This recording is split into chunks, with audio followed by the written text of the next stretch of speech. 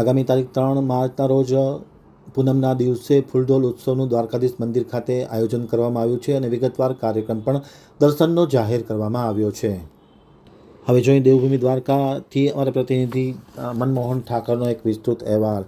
આગામી ધૂળેટીને ધ્યાને લઈને દ્વારકાધીશ મંદિર ખાતે દર્શનના સમય અને ફૂલડોલ ઉત્સવનું એક કાર્યક્રમ નક્કી કરવામાં આવ્યો છે, જેમાં આગામી તારીખ 3 માર્ચના રોજ પૂનમના દિવસે ફૂલડોલ ઉત્સવ મનાવવામાં આવશે। સવારે 5 વાગે મંગળા આરતી, સવારે 8 થી 9 શ્રીજી અભિષેક પૂજા અને દર્શન બંધ। ત્યારબાદ 10 ને 45 વાગે શ્રીજીની શિંગાર આરતી, બપોરે 12 વાગે શ્રીજીનો રાજભોગ, બપોરે 1 વાગે અનોસર મંદિર બંધ, બપોરે 2 વાગે ઉત્સવ આરતી, બપોરે 2 થી 3 શ્રીજીનો ફૂલડોલ ઉત્સવ, બપોરે 3 થી 5 સુધી અનોસર મંદિર બંધ અને સાંજે 5 વાગે ઉત્થાપનનો કાર્યક્રમ યોજવામાં આવશે, એમ દ્વારકાધીશ મંદિરના વહીવટકર્તાએ આમતક ન્યૂઝ સાથેની વાતચીતમાં માહિતી આપતા જણાવ્યું હતું।